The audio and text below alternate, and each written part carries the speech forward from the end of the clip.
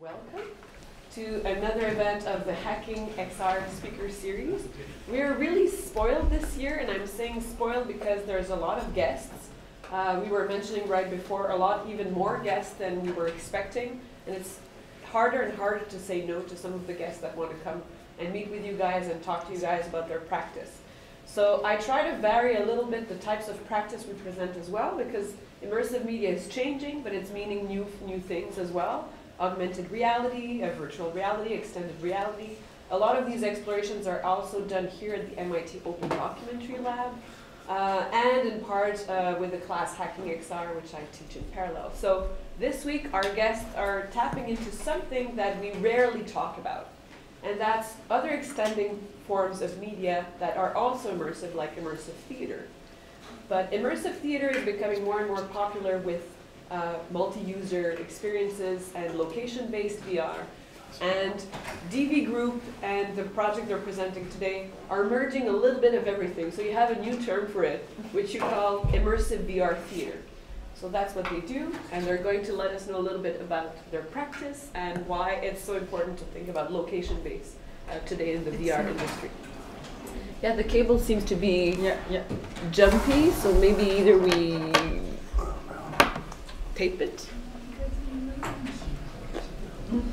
Now it's going to be fun, which is when you start. So thank you for coming. This is pretty exciting to be there and talking about what we are doing every day. So I am Coline, and this is Mathieu. Maybe just a quick presentation about who are we. I'm a producer in a studio based in Paris named DVGroup. I'm graduated of political science in France. First, I studied sociology, focusing on the relationship between culture and media, on audience receptions, and this kind of topics. I worked first as a multi-disciplinary programmer in Morocco, then in Brazil, and I moved in Montreal, where I was working on shooting movie ones, flat movie. And finally I worked for a label of music on a theater company in Paris. And then I joined DV 2 years ago. What is interesting in my background, I think so, is that I learned how to dialogue with different kinds of artists or actors of different disciplines. And and this is one of the big stakes about what we are doing now, like be able to understand the constraints of working with people from gaming, people from theater, from live actors, and so on.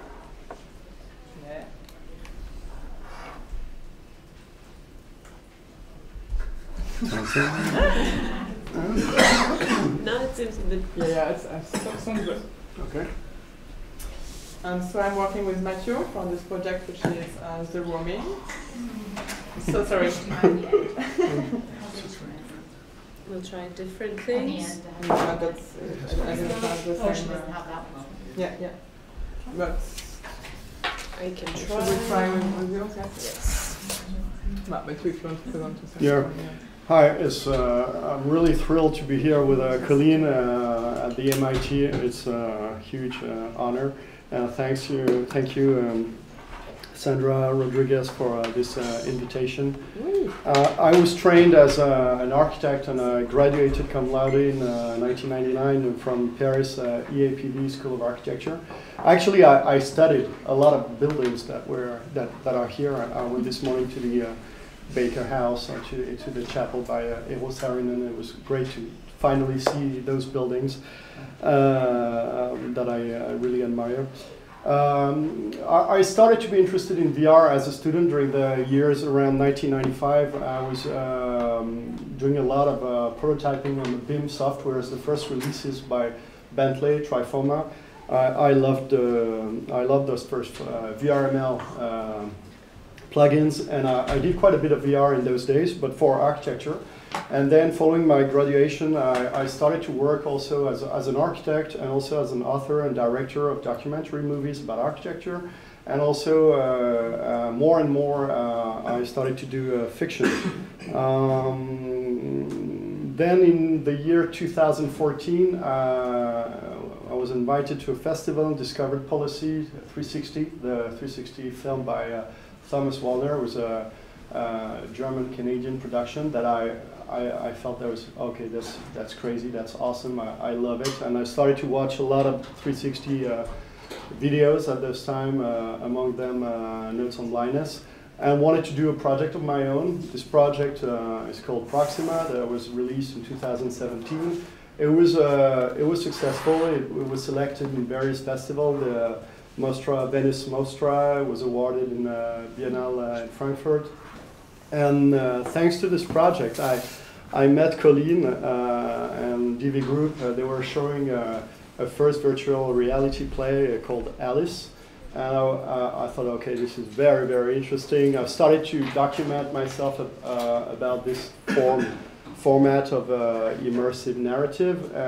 Saw separate sciences, drew me close a few other pieces, and wrote a piece of my own called The Roaming. Here, this is our leading character, the Voodoo Man, is a man in a mocap suit that is doing live performance in the project. Inspired by the painting of Romain Bernini, a French painter. We are collaborating with him. The project, as a single user experience, we brought it to Venice in last September, to Venice Virtual. It worked quite well. And then what we are going to present today is really a work in progress on how we're bringing this single user experience to a multi-user experience that is to be released in 2020, and first to be prototype before that in June, next June. So some of the things I'm going to say are only hypothesis now, or we're still working. Yeah. So this is my corporate moment. So DV is a studio based in Paris. Now we are a little bit more than 40 people. When I joined DV 2 years ago, we was 15, I think so. So it increased a little bit.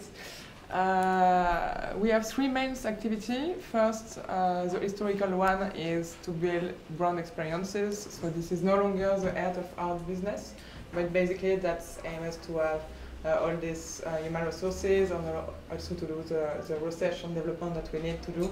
And I cannot really afford with the budget I can gather to produce original content.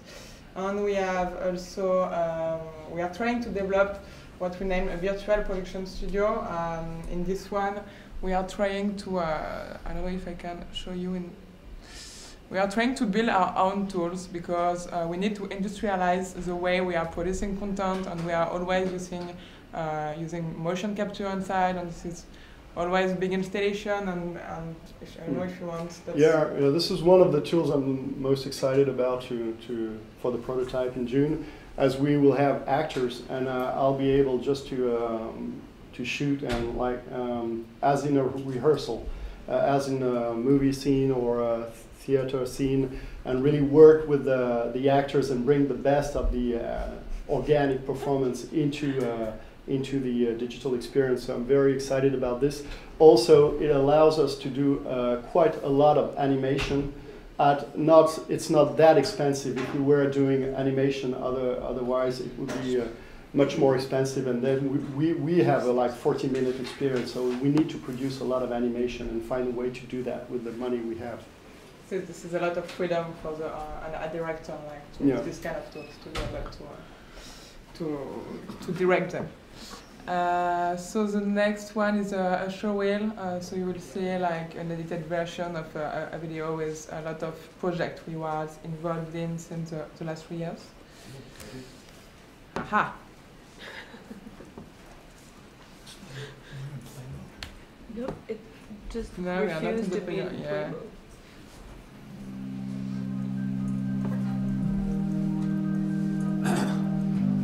We did a lot of 360 video before, using very different kind of technologies.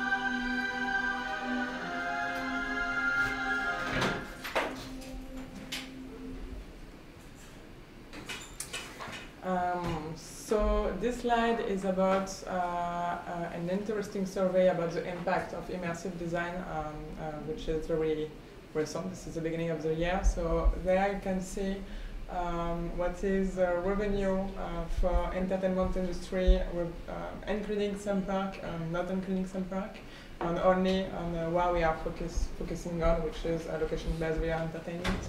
And the projected revenue about 8 billion by 2022.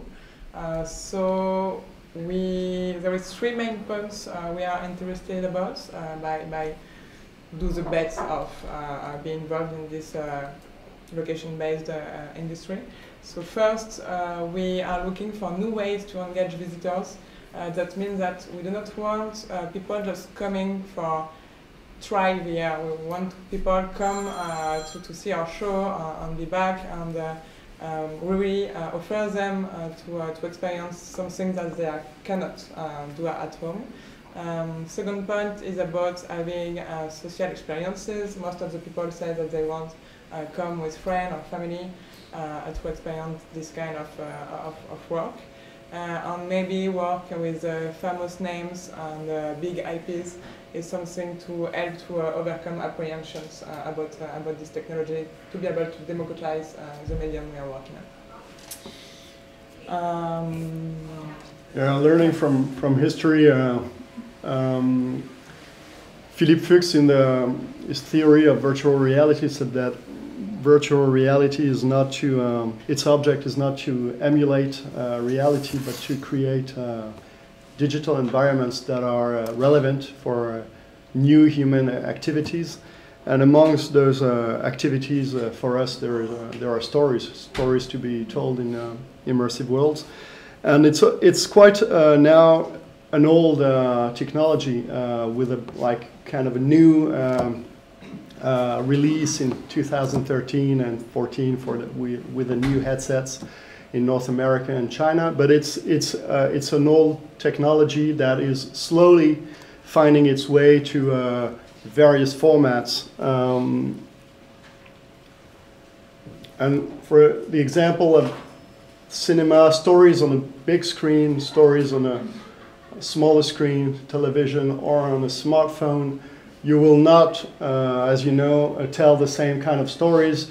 And we are only discovering the uses of virtual reality to social forms, games, 360 video, room scale, and for what interests us, one of the most interesting and the most promising format we think is the warehouse scale, very large field scale, where you can propose and engage audiences with experiences you cannot do at home, that are much more sophisticated and also much more spontaneous in the way for them.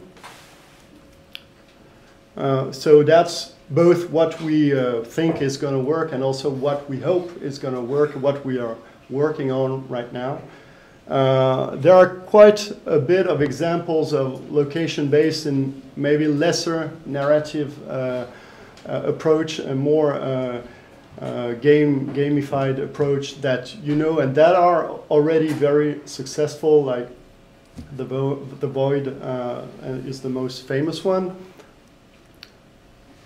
This is an image you see in most of VR presentation. I have no idea where it comes from. But it states that there are more than 1,000 locations in the world already having like some form of LBE, location-based immersive projects, mostly in malls right now, but it is clearly developing, and we're working, DVGroup I know is working with other partners around the world to find standards and to establish places where people could go and really focus on content. Say, oh, I have seen this project and not I have tried some new technology. So there is a future, probably, most probably, for out-of-home entertainment. But I, as an author and as producers of content, we have to meet the expectations of the public, which are great. I mean, the public now can go to the cinema, it can go on Netflix. I mean, people have a really huge culture of both images, theater. So we have to meet, and this is these expectations, and this is quite a challenge. Fortunately, it's not like there are no references to tackle those new narrative issues. There are indeed big major references in North America and England mostly with immersive theater, which is only really starting in France for like the last 2 years with Punch Drunk, with Sleep No More. So this is what's interesting here is the price, also the $100 for 450 persons around for each show. So that's something that works, economic model that works. Mealwolf is for 3,000 people. That's huge. Only from what we gathered, to $25.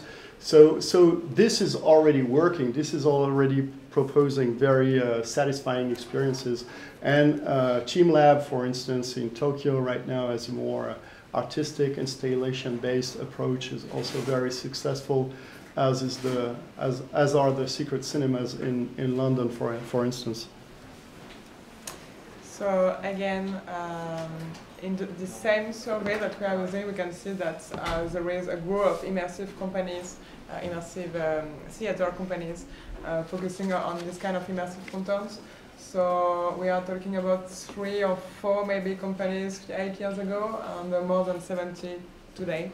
So probably that there is audience expectations about that. And finally, the most commonly words to describe immersive works are interactive, intimate, experiential, storytelling, participatory.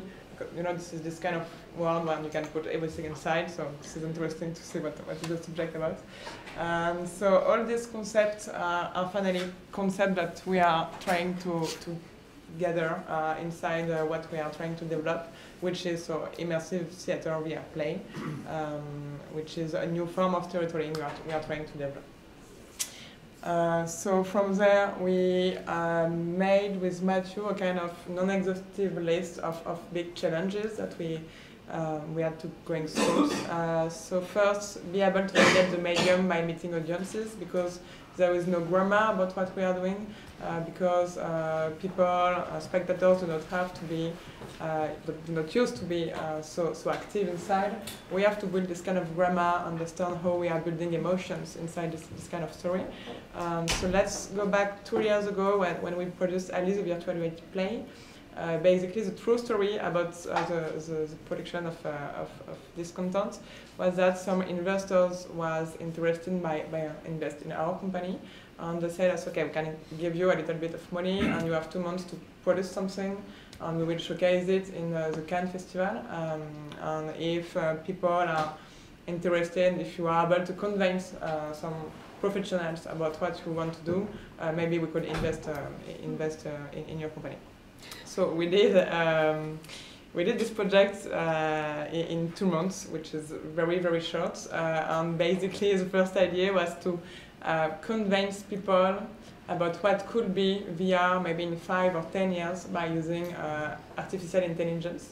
And because we did not have any time to do this, we decided to using live actors to play different characters, and finally by meeting audiences we realized that it was a good idea, because that makes of our project something very human, very original, that you can move around. So the next slide is a video which will be able to understand, show you like better than me what we are talking about, and introduce the format.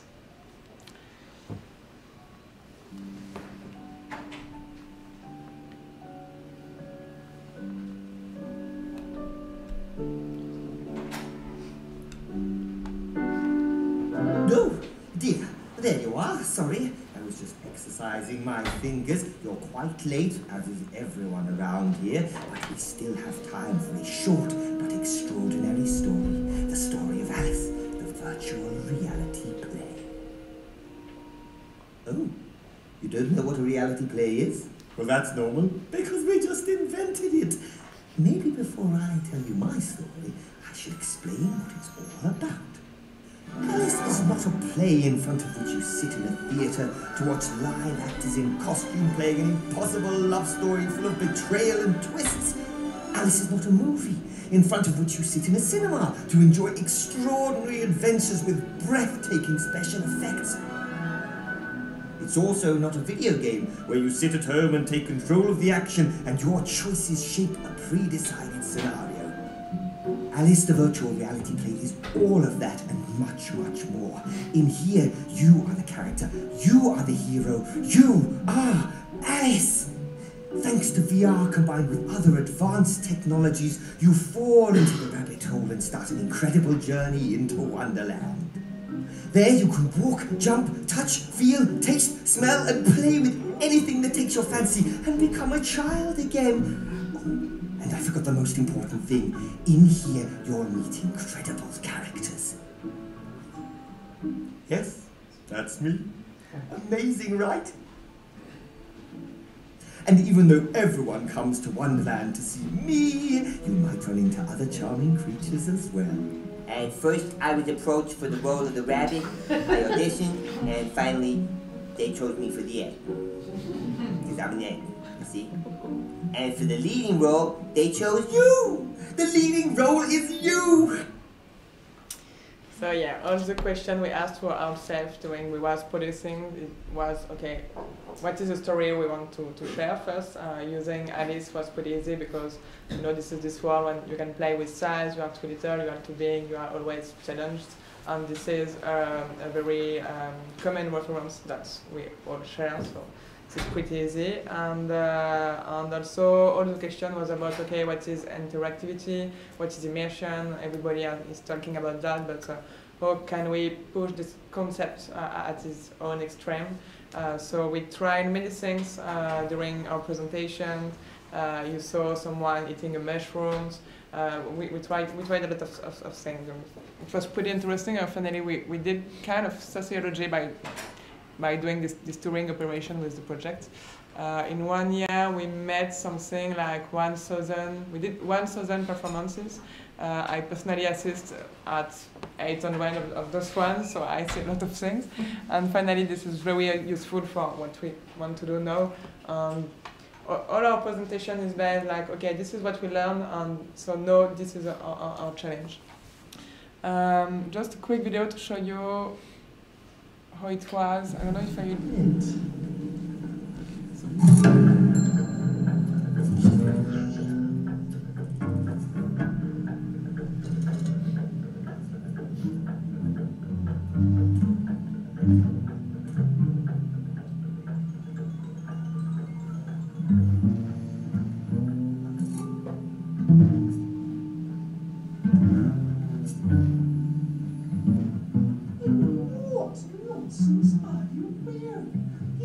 trousers, no, and this cardigan too, that won't do. Oh, Alice, why are you dressed like that?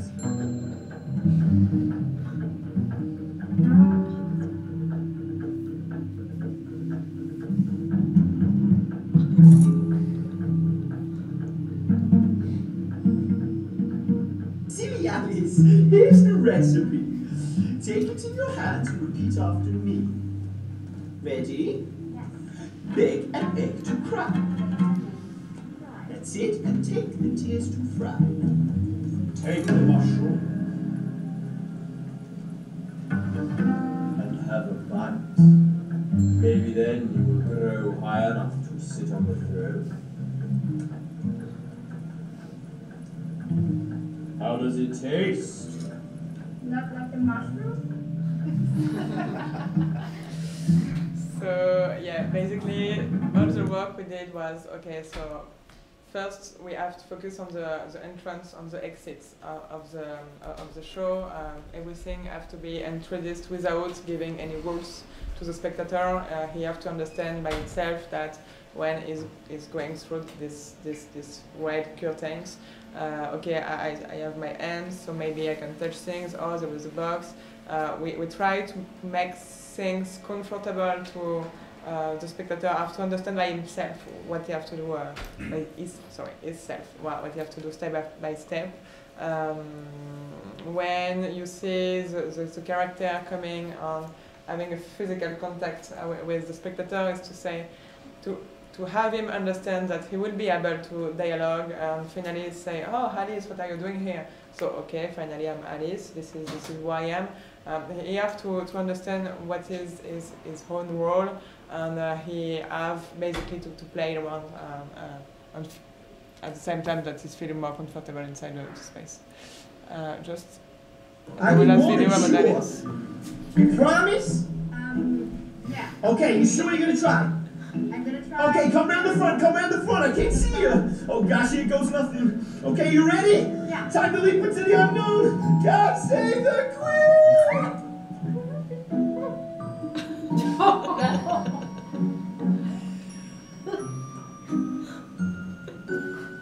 What? So, for example, in this one, what we learn is like, okay, so you meet a character, you are dialoguing with him, he's stuck in a kind of strange situation, and you have to decide by yourself that you want to help him. Then we are trying to create a kind of empathy for this character. So you decided that you will try to save him, and finally he cracked. So if you not decided before, you will not feel guilty, you will just feel tricked, and this is not what we want. So we have to work on what kind of emotion we want to appear inside. And yeah, after that she feel guilty and she check if someone saw her. Okay, maybe it's not too serious. I'm enough curious to touch it. So we really played with this kind of elements, trying as during the lab what is working, what is not working, and actually the piece really change between the very first presentation and the very last we did 1 year ago, and it was pretty interesting. About the roaming, the project we're working on right now. So we created the first chapter as a single user in last September in Venice, 2018. A few words about the inspirations of the project. 3 years ago, there was massive terrorism in Paris, and there had been terrorism before in Paris, but it was massive, and it was also in my neighborhood, really my neighborhood, and I knew a lot of people who were injured. I knew people who personally who got killed. One of them was my student. It was terrifying. And a few years after, when I started writing about this project, there came the Charlottesville killing of Heather Heyer, and it was in the park. I was an exchange student in Charlottesville in 1992. It was in the park, the first place I went when I arrived in the United States of America, and I saw the image on TV. I was like, okay, this is like violence all over the places I had been or I traveled in my life. It felt like, okay, this is a bit too much. And at one point also, people were talking a lot about VR as a tool who might help us to cure phobias, who might help us do a lot of things. And a lot of speakers or people around me, artists, were challenging the idea of a call to action.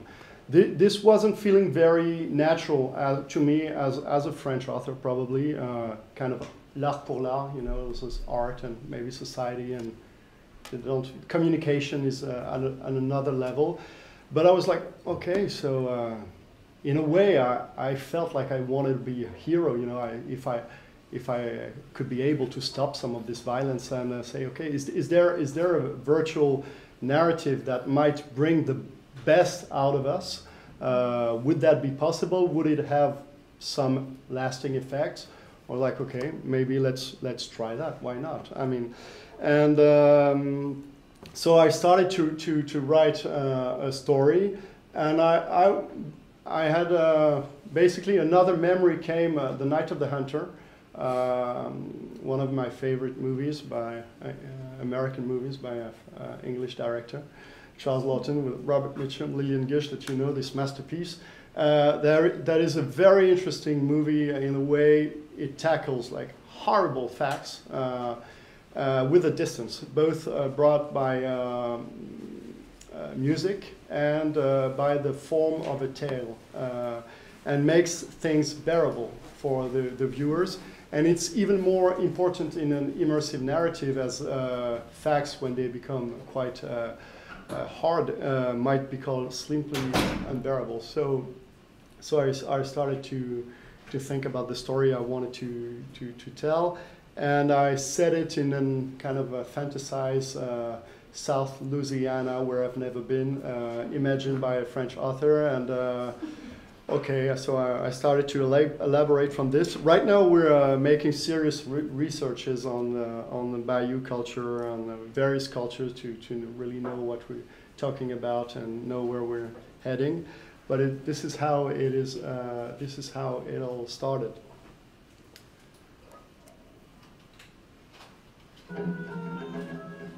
Boy, I can't wait to get out of these clothes and hit some of the night spots. Well, children, let's not waste any time. The floor show at the Copacabana starts in 10 minutes, and we're meeting the Countess and Larry Wilde. Well, I am very impressed. I really am. You have yourself quite a place here. You know, I still can't get over the fact that 24 hours ago I was in an Egyptian tomb. I didn't know any of you wonderful people. And here I am now, on the verge of a madcap Manhattan weekend. My God, you must really love this picture. Me? You've been here all day, and I've seen you here twice before. You mean me? Yes, you. This is the 5th time you're seeing this. Henry, come here, quickly. I gotta speak to you. Listen, old sport, you're on the wrong side. Mom, get back here. We're in the middle of the Come on, story. have a look around. Come on, about. We can't continue Who with are the you? story. This is Cecilia. I'll go get the hand. Let's get out of here and go somewhere where we can talk. Wrong, Cecilia, I'm free. 2,000 performances, the same not. Oh, this is the Purple Rose of Kara that you recognize with Mia Farrow and Jeff Daniels. It's really talking about what we're doing, I feel, as an immersive narratives. Once you're like leaving the screen, well, you're inside the story. It's not, and you become an actor. Mia Farrow, when Jeff Daniels comes down from the screen, becomes an actress. She becomes part of the story.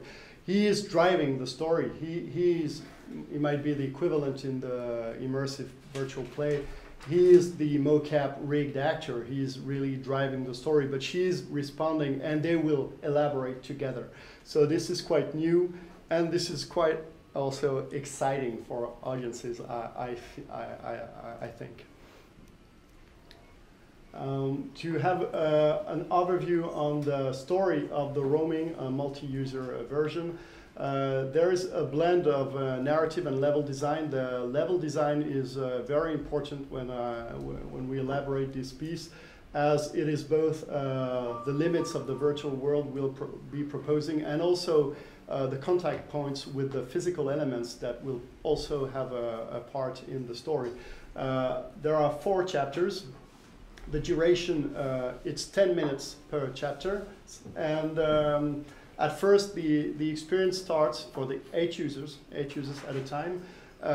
You start the experience on your own. You have the illusion that you're alone in the world, and you are learning that 2 kids are in great danger, and one man, a bad deputy sheriff, is chasing them, and there's another man, the voodoo man, who might help them out if you join him, if you join forces with him.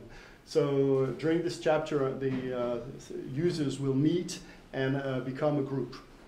In the second chapter, users will first really collaborate to help the children escape in the forest by opening a magic tree.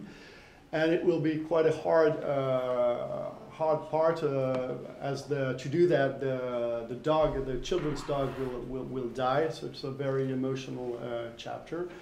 Chapter 3 is a flashback where users learn how the voodoo man got to meet the key. Basically, he fell in love with their mom, Dorothy, and the deputy sheriff didn't like him, voodoo man, aka Pierre, for being a black man, and threatens the couple. And eventually, at the end of this chapter, Pierre is going to be killed, shot to death, and become an entity, a supernatural character as the voodoo man with the help of the users.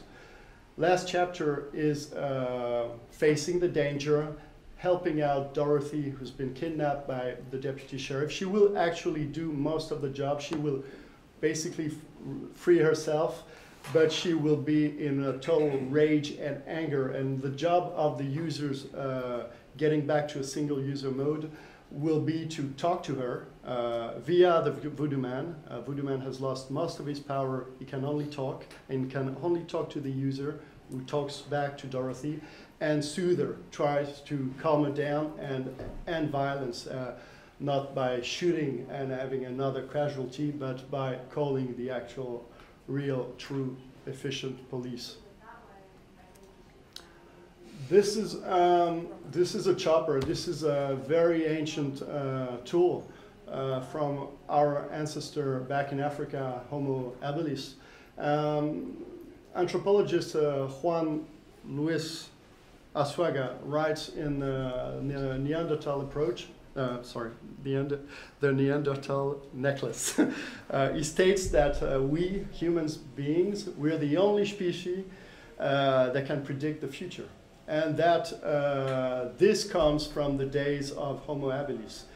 This comes from the days where we were able to sustain information in our heads and to draw mind maps and to understand when we have a map in our heads, in the brain, when there are footprints or scavengers. Okay, so that means maybe there is food to be found somewhere else, and we can go there. We can predict actions. This is inspiring as level design, I think, and the way you get to understand your environment in an immersive experience is really, really the way how the story will unfold, as like pulling on a ball of wool, you know, pulling a string. You have to explore a space, and then you get more and more information, and you understand the story. And then you feel the story is natural. You know, it's no need to trick people. They understand that the script is written, but the way they will unfold the script is personal, and it's really happening just for once, for their own personal experience. So to do that, to achieve a successful exploration of the territory we're proposing, there needs to be a basic rule of a basic interface to have the as Coline presented in precedent works, that the users have to understand and build the experience slowly, to understand the rules by themselves. One of the interface we have in this project is a light. It's a supernatural light. It's a light that's one of the power of the voodoo man. It's not a light that works normally. It's not a light that casts normal light. It's when you're far from the light, when you're remote from it, it casts almost no light. It's only a point, only a luminous point. But when you get close to it, it will actually cast the light on the environment and allow the users to explore the environment. And when the light starts to move, it's basically an invitation of the voodoo man to follow it on a path, on a quest, to help the two kids that are in danger. This is something we already prototyped in a single user that was working quite well, and now we will be prototyping in the multi-user mode to see its limits. So it's really a lot of iteration. There's what we write, what we expect, and what really happens that is always slightly different.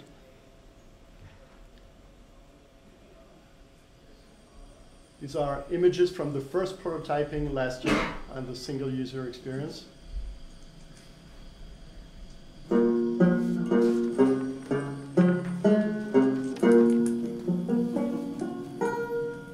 This is my own brother, Nicola. Hello, so he's stepping in the fire. Yeah, I knew that you would be coming. It's been a while since someone came here.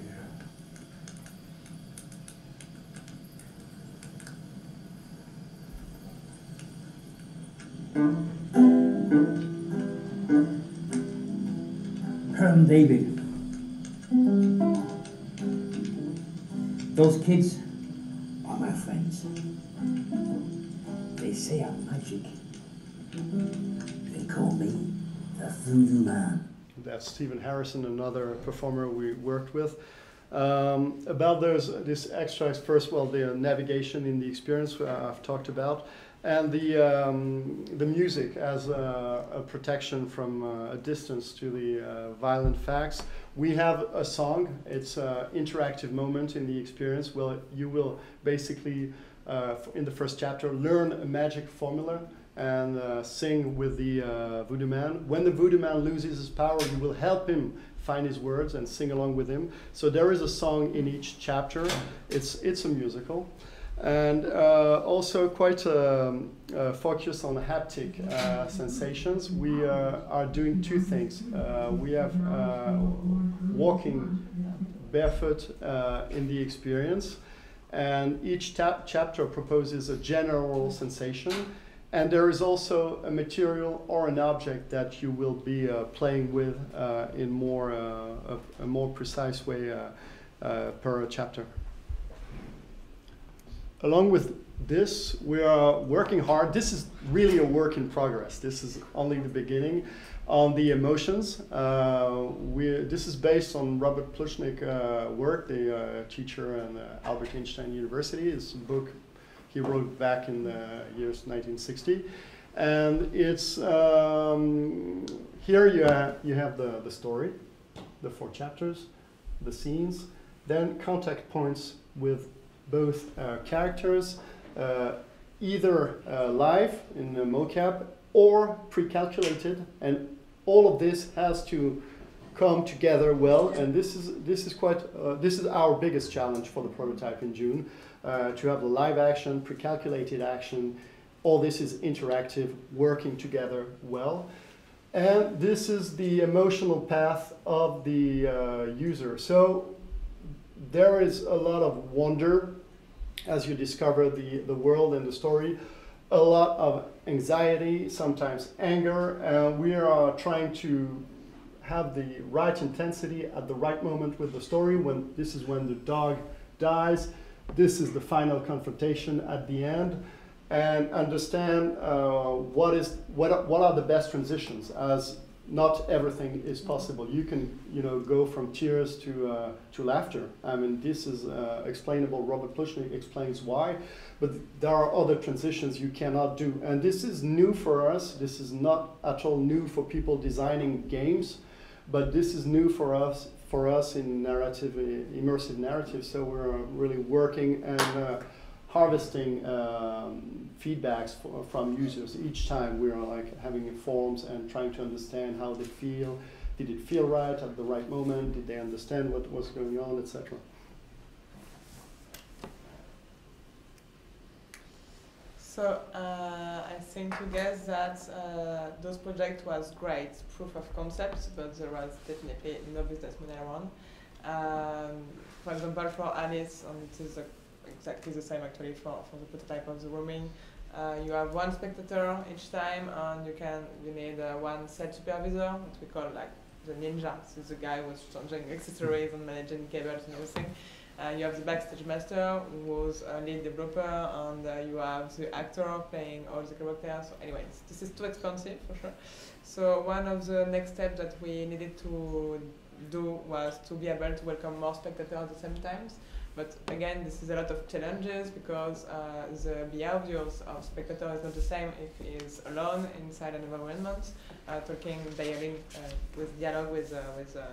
with the character, of is in a group, and if he's in a group, what is the identity of this group?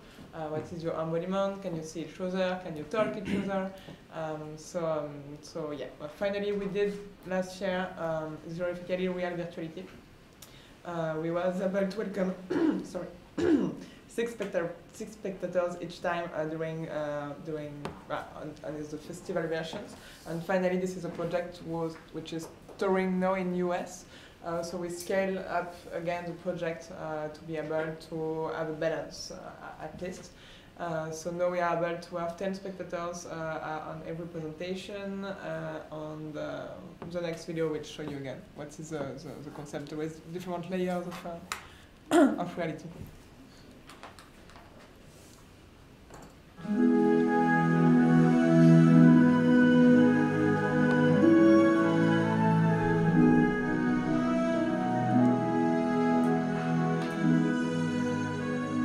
We are going to change the world, to change every human's outlook, to show you that nothing is impossible. Nous allons créer un pont entre réalité virtuelle et cinéma. The spectators physically become actors in the movie that they are watching. You know, Pirandello did this in theater before us, putting the audience inside the piece, giving a role to them. We are doing this in VR. Nous sommes le futur. This experience is not about virtual reality. This is real virtuality.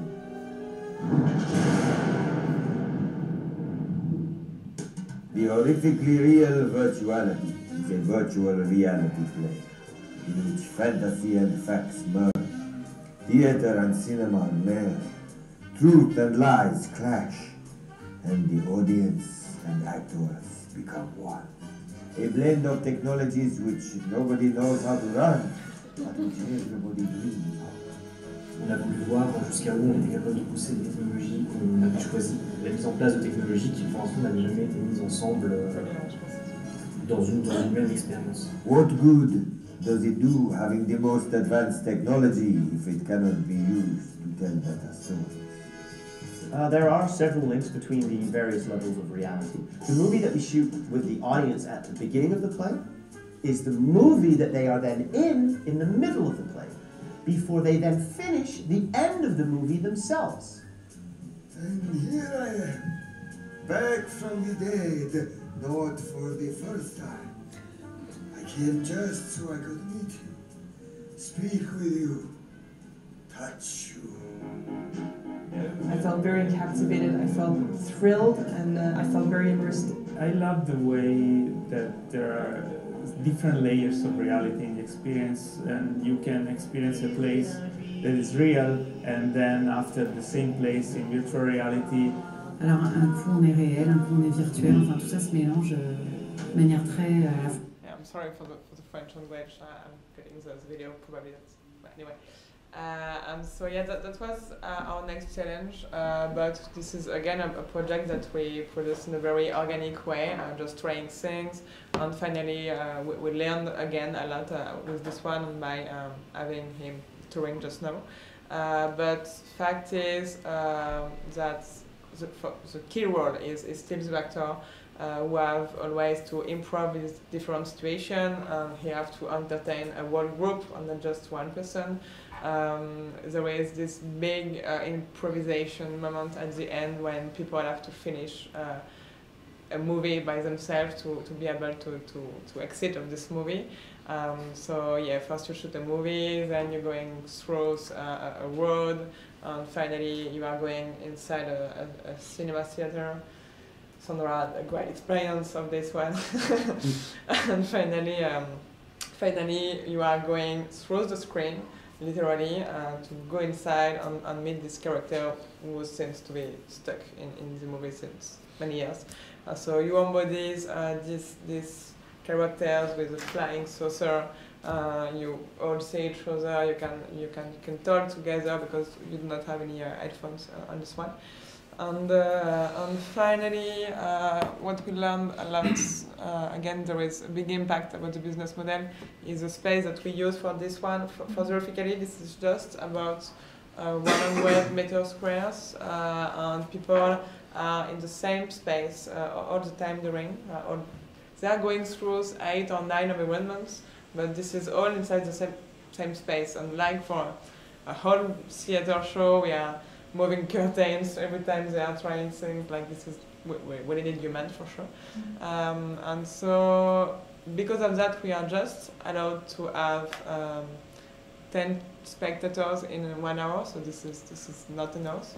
So for the rooming, what we are trying to do is to work on the promenade theater process, where people are if you want to explain maybe.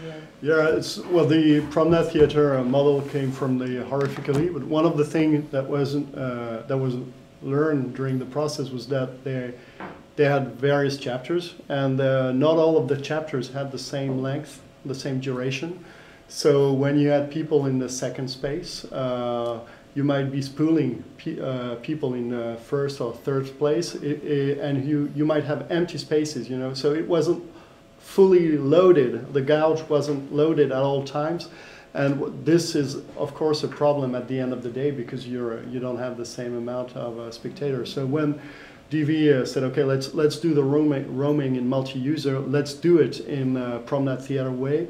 One of the things we figured out quite fast is that we could have different sizes for each chapter, but we need to have the same duration. And it's about, we'll see how when we prototype, about 10 to 12 minutes per chapters. And we'll need to have a voodoo man that is following the group. No, the first 8 users are coming in, first chapter, Wetlands. Then after 10 minutes, they will be heading for chapter 2, Forest. And you will have another 8 users coming in, chapter 1, Wetlands, and so on. So let's say on Saturdays and Sundays or evenings when you're full house, you will have 32 users at all time in the experience, and you will have up to 4 voodoo men that are following the group, see how they are learning the experience, how they are understanding the experience, and how each of them are behaving also as well. So first, a bit more about the story. Wetlands starts, this is the chapter we know the best because we created the first chapter as a single user experience in Venice. It starts as an individual experience. You hear children, you don't see them. They're in great danger. Someone is shooting bullets. And a mysterious light prevents the bullets from hurting the children. And it comes as an invitation to the user that will meet other users, and they will have to trigger the apparition of the voodoo man by trying to touch the light that is in an expanse of water. The voodoo man will teach the users a magic formula to be able to call the voodoo man, to call the actor when there's too much fear, too much problems, and also to have a solution when things are not working as they should be. It's a first song. And then if users are okay, they are set on a mission to find the children. So far, nobody refused. So far, we had like 400 single users in Venice. Quite a bit of work, long days, but nobody refused so far. Everyone tried to help.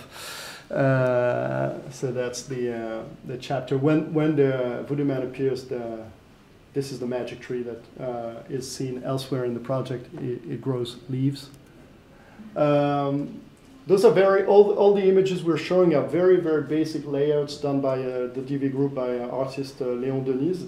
Very basic layouts to understand what is the size of the scenery, what is the size of the virtual world we are building. This is a path in the forest where we first actually meet the children. They are trying to run away from the deputy sheriff's evil dogs, and to escape, users have to collaborate, open a magic tree, and find a solution for those kids.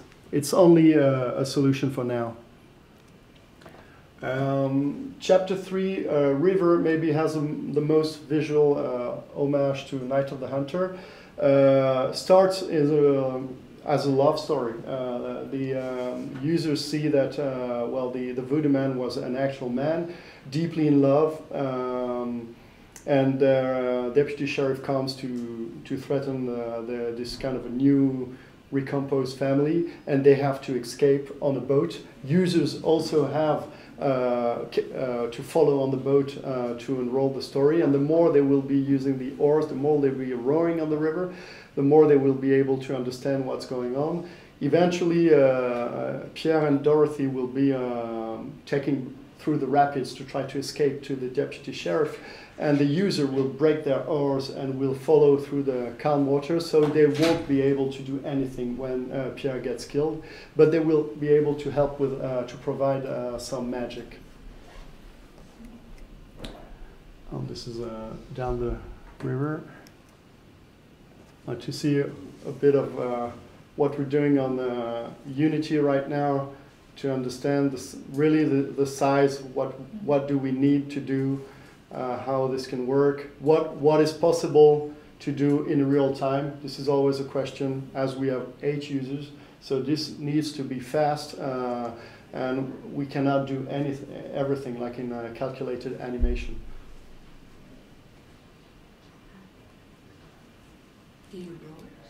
Yeah, you're roaring on the river, getting down the river, and this will feel very strongly immersive. There will be a slight wind in open expanse of water. This is the last chapter. These are haptic feedbacks that will be felt by users, and Dorothy is detained in this wooden cabin, this old shack. And the dogs of the sheriff will hear the users coming, so everyone will have to hide away, hold a light to be invisible. What user will feel and see is that other users, it's not working for other users, they have to escape, they have to run away, so they're on their own for the end, and they have to challenge the deputy sheriff with Dorothy by themselves and talk to her via the voodoo man. So let's get back to this graphic. The biggest sets will be the ones where part of the action is done alone. As when people are like all over the set, 8 people, it takes a bit of square meters. So it starts, the 8 users are there, they're following the light, meeting the voodoo man, then set on a mission. They will walk on the planks, following the light in a bayou, walk on water lilies, discover where are the children escaping in the forest. That's the magic tree. Continue the adventure. This is the smallest set because the boats are, of course, not moving for real. So this is actually where you feel you have the most roaming, the most exploration, but it's the smallest set. This is where the Pierre gets killed. And this is getting, moving forward, trying to hide away. Each and 8 users trying to hide, and then getting to the shacks, you'll see only you'll only feel the bars, and everyone is going in a slightly different direction. So that's same duration as I said before, and also we need right now to adapt to various locations because there are not really location-based infrastructure as such. So for example, we might probably go to a great festival in North America next year. We might probably go to a great place in Belgium also next year. And they already told us, we don't have all that space available for you. And maybe you'll even need to have your 8 users walk up a stairway. So we are working on those scenographies. This is actually quite costly for us because this is also scenography, and sometimes maybe you need to remove headsets. This is a big challenge, but it's only a challenge probably for the years to come when you have no infrastructures, or maybe in old Europe, if we want to be like in central Paris, where surface is scarce and expensive, maybe we'll still have like to adapt to a configuration like this.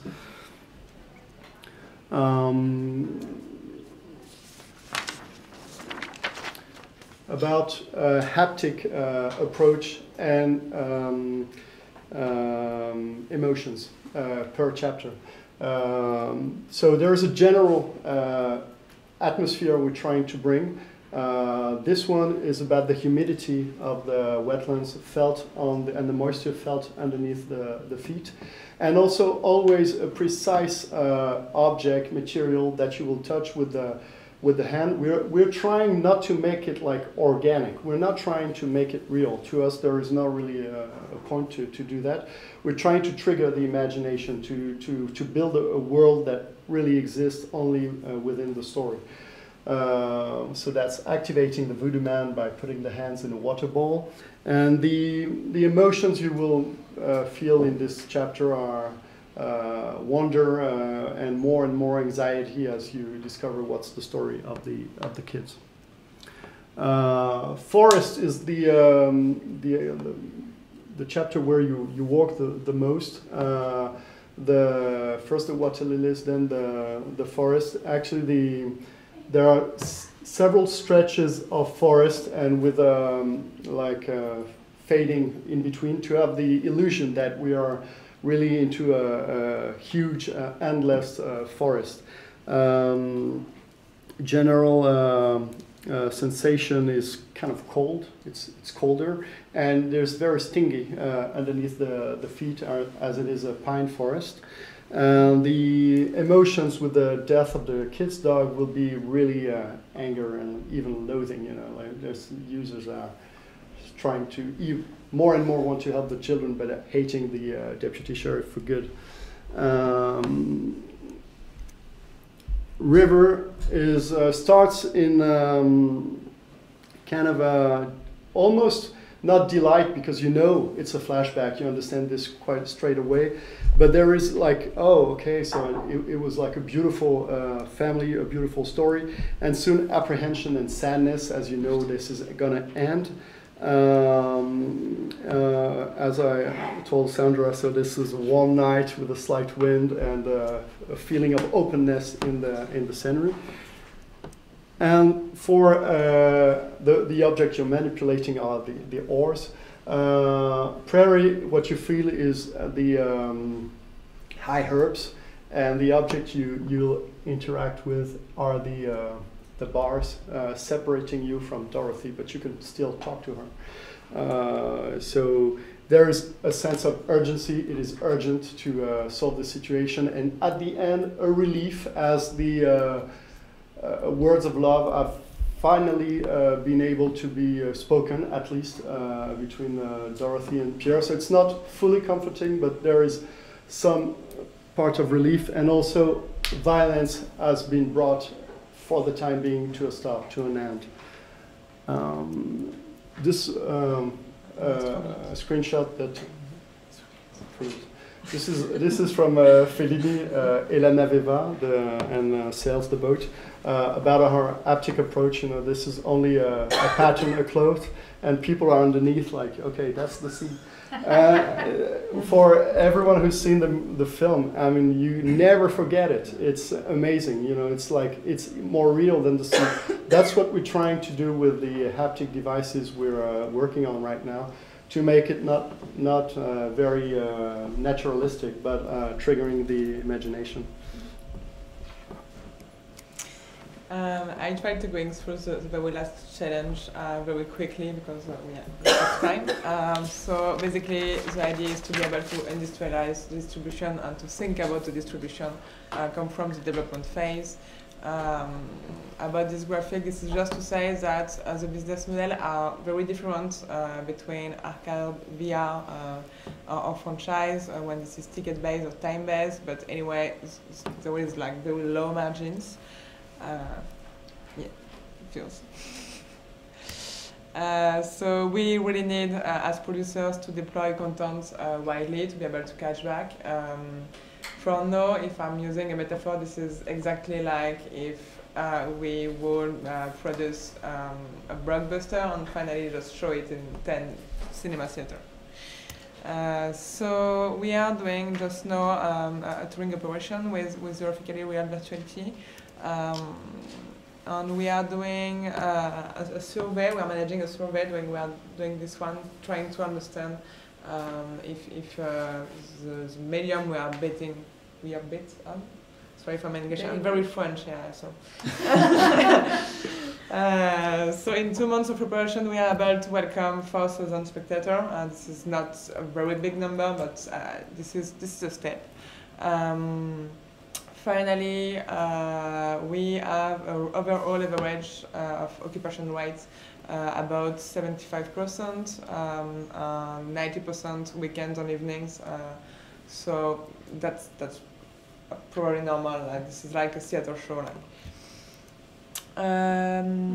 Just about the level of experience of the spectators screaming, what is interesting is finally this part. 26% of people coming are trying VR for the first time. And finally, this is, I think, a good point because it's like participating to kind of democratization because people are coming for another expectation, which is more a theater purpose than a technology one. On the spectator age, basically young audiences are not the biggest part of the audience, but maybe it's again about the topics and the subjects of the show because we are talking about Ed Wood and this is a reference that maybe the young audience do not share. Just the global rate of the experience, we are just trying to focus on different points like the duration of the experience, because this is a 1 hour performance, so that can be long when we are talking about having a headset on your head all the time during. About the service from the staff, because we are talking about virtual reality, but you still need to have people accompanying us, accompanying you as a spectator inside the piece. And making mediation around everything. A complementary experience because we try to package our experience with a speakeasy and a shop to be able to have also to legitimize the ticket price, but to build a world universe around. So for the roaming from now, we are trying to build a distribution plan, trying to put numbers in Excel file to be able to see, okay, what's happening if we are trying to organize like a worldwide release for this project, having 5 duplications, involving 5 duplications of the set design to be able to organize a big release. Do we have to make this show touring as a circus, for example? And after that, we just have to think about the business model from the development phase. Actually, this is a kind of artistic constraint because as an author and a director is very involved finally in, okay, if you want your project meeting any audiences, meeting large audiences, we have a kind of lot of constraints.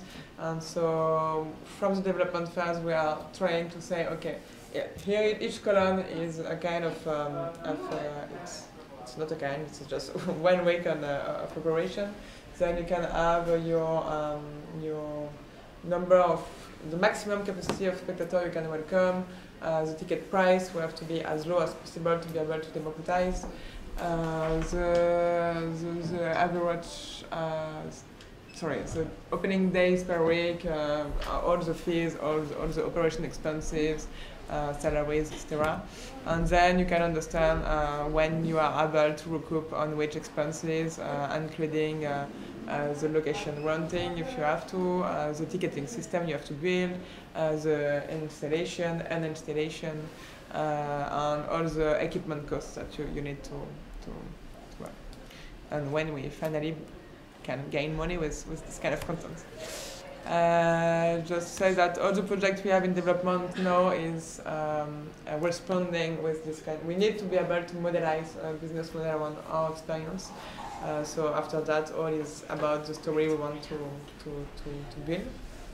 First one is a musical docu-fiction from Landia Egal. Is it about ballroom would not exist? We do not longer. Oh, sorry. No longer exists? No longer exists, thank you. which no longer exists. That was a ballroom in Harlem during the 20s and the 30s. Second one is Beyond, so this is again about at least a virtual reality play, but being able in free roaming to welcome 25 people. And the last one is more like an art installation from an artist named Matt Colishaw. And this one will be more showcased in some kind of museal institution than in entertainment places. And finally, we just signed with a major studio to be able to adapt a very secret project. So this is an half announcement. So yeah, the idea is we are again using this promenade theater process, and we are able to adapt what is a major success of cinema and try to democratize by this concept.